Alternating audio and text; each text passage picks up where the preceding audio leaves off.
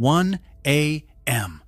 The late shift's almost over. She's pushing a line of carts back through the dark end of the lot toward the staff door, the one with the caged light over it that buzzes, and the air's got that specific empty parking lot quiet. And she's thinking about nothing, about her bed. And then she sees him, standing just past where the light gives out, hands in his pockets, not moving, waiting. Somebody she knows, somebody everyone said was harmless. Hold right there. Hold him at the edge of that light. Because to understand why this is the most frightening frame in this whole story, we have to go back 3 weeks, and you have to meet him the way she met him, as the nicest guy in the group, Reno. Her name was Kayla, 24, night shifts at the Walmart because they paid $1 more, and the store was calm after midnight. In her decompression, the thing that made the shifts bearable was a Fortnite squad, a rotating little group she'd fall into voice chat with on her nights off. Low stakes, friendly, funny. And there was one regular, easy, agreeable, the guy who never argued, never got weird, always had your back in the game, laughed at your jokes a half-second faster than anyone else. If you'd asked the whole squad to name the safest person in it, they'd have named him without thinking. Catch this, because it's the entire episode. The easiest person in the group was the tell. Nobody's that frictionless by accident. Now, if you watched 2 weeks ago, you already know the shape, because this is the same fingerprint you learned in Portland, just wearing headphones instead of a dating profile. He fit too well. He agreed too completely. He mirrored her humor back at her a half beat fast, the way the too perfect match mirrored her taste. And once, when he said something that landed a little too personal, a little too soon, he used the exact line, "I know how this sounds, but I feel like I actually get you." The mirror, the disarming line, the same operating system, running in a squad voice chat instead of a DM. And here's what she gave him, the way we all give it, one relaxed comment at a time. That she worked nights, which Walmart roughly. She named the part of town. That her car was the little blue one. That her shift ended around 1. None of it felt like anything. It was just squad talk, the background noise of getting comfortable with people. She was doing the most natural thing in the world, which is relaxing around someone who seemed safe. Line those comments up across 3 weeks, though, and they're not conversation anymore. They're a schedule, a place, a time, a car. She built him a map, exactly like Spokane, and she handed it over inside a friendship exactly like Portland. The catalyst was small. He started saying things that had drifted off screen. Hope the lot wasn't too dead tonight. She never said she was working that night. Bet that blue car is freezing at 1 a.m. A joke, but a joke made of details she'd scattered, reassembled, and pointed back at her real life. And here's the thing she did, that almost everyone does, that I will not call stupid because it is the most human reflex there is. She explained it away. He's just a friend. He remembers stuff. Flagging the nicest guy in the squad as a creep felt insane and cruel and like something a paranoid person would do. So she laughed it off and gave the machine 3 more days. And then it was 1 a.m. and he was standing past the edge of the caged light by the staff door of a store she had never once told him she'd be at tonight. The circle closes right there, on that exact spot. And I want to be precise about what the horror actually is, because this is the flagship fear of this whole channel, and it deserves the truth. It is not that a monster was in the dark. Look at him, hands in his pockets, calm, familiar, a guy from game night. The horror is that the danger wore the one disguise that works every single time: harmless. He was so nice that noticing him felt like an insult, so agreeable that suspicion felt like a betrayal of a friend. His harmlessness wasn't the absence of the threat, it was the delivery system for it. And it's the same disguise that would make the police later half shrug, "But he's a friend of yours?" and make her coworkers say, "He seems so sweet." The nice is the camouflage, and the camouflage is also what makes no one believe you. Here's the honest version, the real one, because I'm not going to hand you a slasher ending she didn't live. She didn't walk to her car. She turned around, walked straight back inside, and told the overnight manager and the security guy out loud, plainly, "That man by the door is from a game I play. I never told him where I work, and he is waiting for me." And that sentence, said to two people, on camera, on the record, is the thing that ended it. They walked her out, they logged it, she filed a report with the specifics she'd been feeding him for 3 weeks, now turned into evidence. She blocked him everywhere. He never got his moment alone with her because she refused to give him the polite silence the whole thing was built on. She didn't fight him, she just named him in front of witnesses, and named things are so much smaller than unnamed ones. Akron, shorter, and it's about the exact tax that "he's so nice" charges. A woman named Nora had a regular delivery driver, everybody's building did, and he was lovely, remembered names, held doors, chatted. Over months, lovely curdled into something else. He lingered, he asked which unit was hers when he already knew. He'd show up off schedule.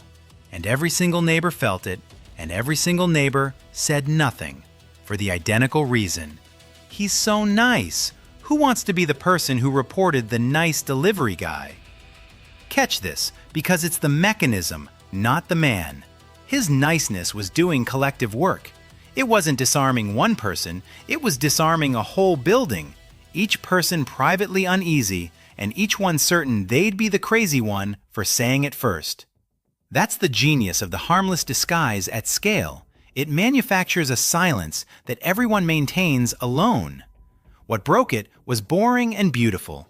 Two neighbors, in an elevator, each admitted the discomfort out loud. Is it just me, or...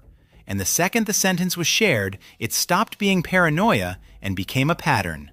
They compared notes, wrote it down, reported it together, with dates. The company reassigned the route within a week. The whole thing had survived for months on nothing but everyone's fear of being rude first. Lincoln. A woman named Ivy and a coworker the whole office called a sweetheart, genuinely, unironically, brought donuts, covered shifts, remembered your kid's name, and who also, Ivy slowly realized, was in the parking garage when she left, most nights, on the pretext of a smoke or a call or nothing. Always a reason, always a coincidence. And the sweetheart reputation was a wall between her and her own instinct. Every time her gut said something's off, the office consensus said, "Don't be ridiculous, he's the nicest guy here." The tell she finally couldn't explain away, line it up, was the pattern of the coincidences. One night in the garage is a coincidence. 11 nights, matched to her varying schedule on nights she'd left early and nights she'd left late, is not a man who happens to be there. It's a man who knows when she leaves. Coincidence doesn't track your changes, surveillance does. The precise fear here isn't the garage. It's that the nicer someone is, the more it costs you to trust your own eyes, and the longer you'll override the alarm that's trying to save you. Ivy stopped overriding it. She reported the pattern to HR and to building security with the dates written down, changed her routine, never walked to the garage alone again. The sweetheart got very quiet and then got very gone. Mobile. This one's the loneliest. A woman named Tony had an online friend of 2 years. Real friendship, daily, the kind that gets you through a hard stretch. Purely online, different states supposedly, and she'd mentioned, the way you do with someone you trust, her city, her neighborhood, the coffee shop she liked. And one afternoon he messaged, "Surprise, I'm outside." He had driven to her city, found her area from 2 years of drop details, and decided, without ever asking, that showing up unannounced at the home of a woman who'd never given him her address was a romantic gesture instead of the violation it was.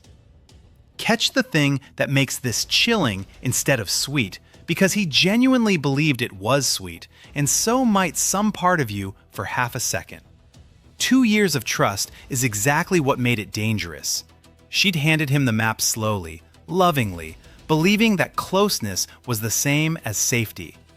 It isn't. Closeness is just access with a nicer name. The horror isn't that he was a stranger, it's that he wasn't, and that being a real friend gave him everything a stranger would have had to steal. Tony did not open the door. She said, through it, that this was not okay, that he needed to leave, and that she was calling someone.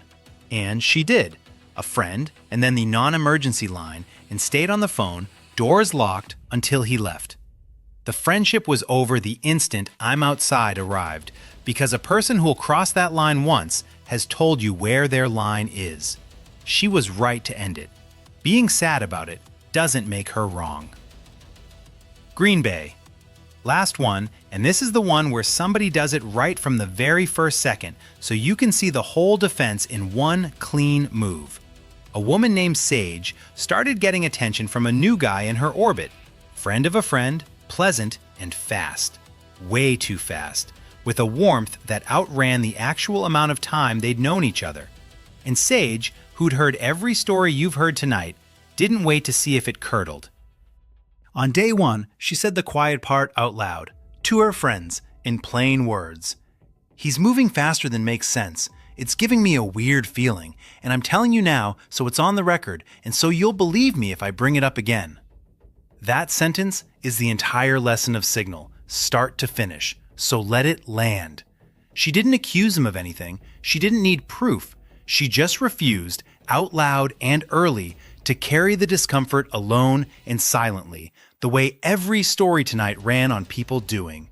She named it before it had a shape, to witnesses, so that the harmless disguise couldn't isolate her. And whether he was nothing or something, it didn't matter. Is the isolation the whole predator type depends on was gone on day one, because she'd spoken. He drifted off, the way they do when the silence they need won't form. She saw it, and she said it. End of story. Best kind of ending, and the cheapest, and the one available to every single person watching this. So here's where the whole channel has been walking, and I'll say it as plainly as it can be said. The thing hunting the people in tonight's stories was never a stranger in a mask.